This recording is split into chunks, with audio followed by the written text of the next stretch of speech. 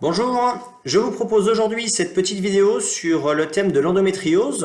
Donc l'endométriose, c'est une maladie qui touche une femme sur 10, qui est assez compliquée à diagnostiquer. Il faut en moyenne 5 ans aujourd'hui pour diagnostiquer l'endométriose, ce qui est extrêmement long par rapport aux souffrances physiques et psychologiques que cette maladie peut engendrer. Surtout que c'est souvent du coup mal compris par l'entourage, donc c'est assez compliqué pour les personnes concernées. Donc dans les symptômes que cette maladie va pouvoir apporter, on va bien sûr retrouver les différentes douleurs, donc douleurs pelviennes, douleurs lors des cycles, des douleurs lors des rapports. On va aussi avoir assez facilement des règles abondantes, des cycles qui peuvent être irréguliers aussi, de l'infertilité bien sûr. C'est pas systématique, mais c'est quand même assez fréquent. On peut aussi avoir des troubles digestifs, tout simplement, des saignements dans les selles, dans les urines, etc. Donc, si jamais vous avez certains de ces symptômes ou si vous avez le moindre doute, il ne faut pas hésiter à aller en parler à votre médecin, à un gynécologue ou éventuellement à une sage-femme pour pouvoir vous faire dépister. Car plus tôt le dépistage est fait, mieux c'est, notamment en ce qui concerne la fertilité. Donc, quand ça peut être dépisté dès l'adolescence, c'est vraiment l'idéal. Lorsque l'on a de l'endométriose, les cellules endométriales qui sont normalement présentes dans la muqueuse utérine vont migrer hors de cette muqueuse. On va pouvoir en retrouver un peu partout dans l'organisme. On va pouvoir retrouver ces cellules endométriales au niveau de la sphère génitale, utérus, ovaire, trompe, assez facilement au niveau de la sphère urinaire, sur les reins, dans la vessie, au niveau de l'urètre, dans l'appareil digestif, principalement intestin, côlon, rectum, mais aussi estomac de temps en temps. Un peu plus rarement au niveau de la sphère respiratoire, au niveau des poumons, des parois nasales, du diaphragme, etc.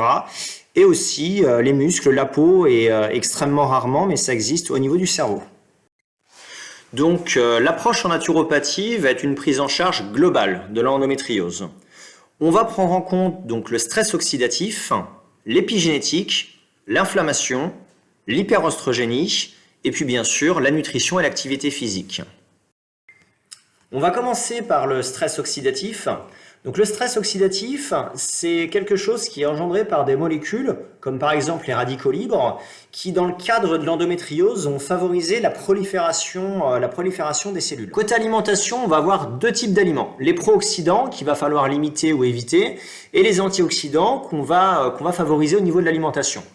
Du côté des pro-oxydants, donc on va limiter les produits laitiers, la charcuterie, la viande rouge, l'alcool et les produits industriels. Du côté des aliments plutôt antioxydants, on va retrouver tout ce qui est fruits, légumes, les graines, les céréales complètes, etc.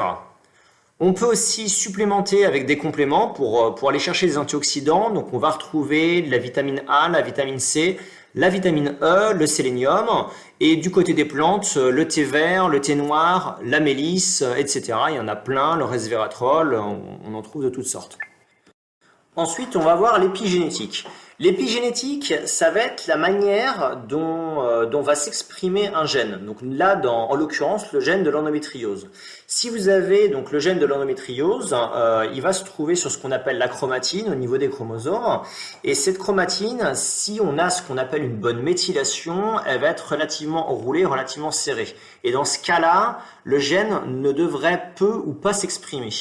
Si la méthylation n'est pas bonne, au contraire, on va avoir une chromatine un peu plus détendue et dans ce cas-là, on va avoir le gène de l'endométriose qui va s'exprimer avec les symptômes associés. Donc l'important, c'est d'avoir une bonne méthylation.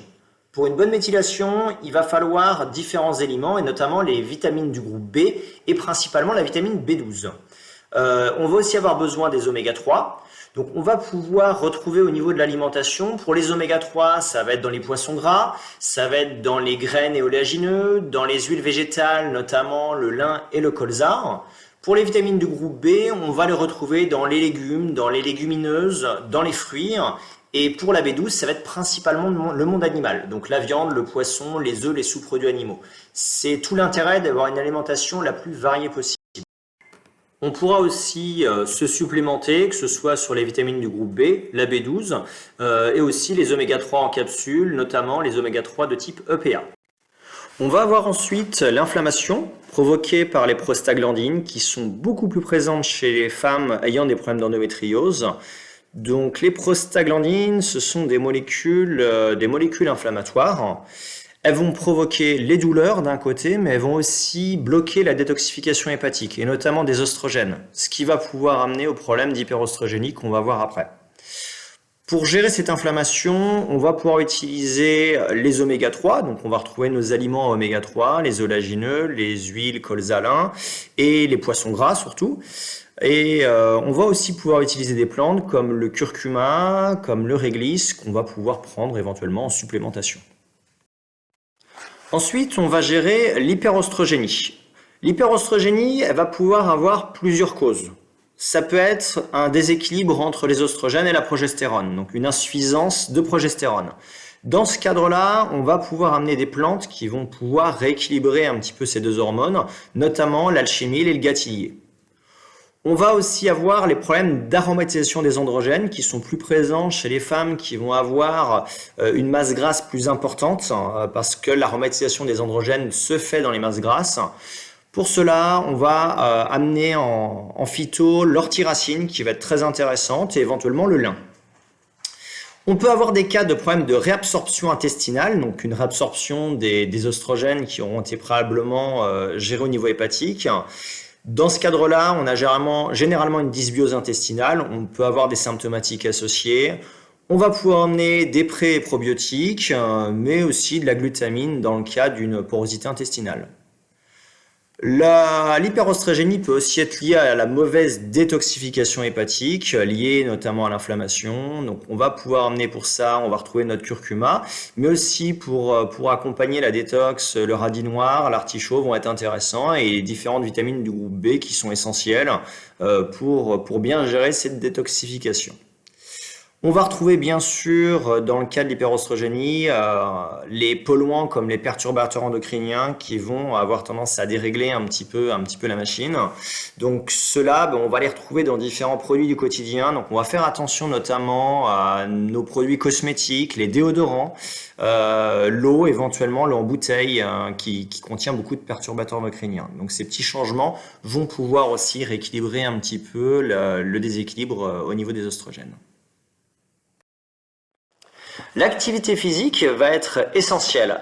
Elle n'est pas toujours facile à mettre en place dans le cas de l'endométriose à cause des douleurs. On va bien sûr adapter cette activité en fonction de ces douleurs. Elle va permettre de libérer des endorphines qui vont diminuer les sensations de douleur. Elles vont aussi permettre de mobiliser les organes et donc optimiser le fonctionnement de ceux-ci. On aura aussi un impact positif sur le psychologique. Pour finir, on va avoir la nutrition avec l'alimentation. On a vu un petit peu l'impact que ça pouvait avoir sur les causes vues précédemment. On va pouvoir compléter ça en gérant, si nécessaire, les carences nutritionnelles en vitamines et oligo-éléments, oméga notamment. On va aussi pouvoir gérer l'équilibre oméga 3, oméga 6 et l'équilibre acido-basique. Pour ça, il faut bien sûr avoir une alimentation la plus complète et équilibrée possible. Ne pas négliger les fruits, les légumes, les oléagineux, les huiles végétales, notamment l'huile de colza ou l'huile de lin, qui doivent être présentes au quotidien dans l'alimentation. Je vous remets le tableau qui résume les différents axes d'action en naturopathie pour gérer l'endométriose. Et j'en profite pour vous préciser que si vous avez déjà un accompagnement hormonal avec votre médecin, on n'utilisera pas de phytothérapie à visée hormonale en naturopathie. On pourra uniquement accompagner les effets secondaires éventuellement du traitement hormonal. Voilà, cette vidéo est maintenant terminée. J'espère que ça vous a plu. N'hésitez pas à liker, à vous abonner à mon Facebook, à YouTube et à partager surtout. Et je vous dis à bientôt pour une prochaine vidéo.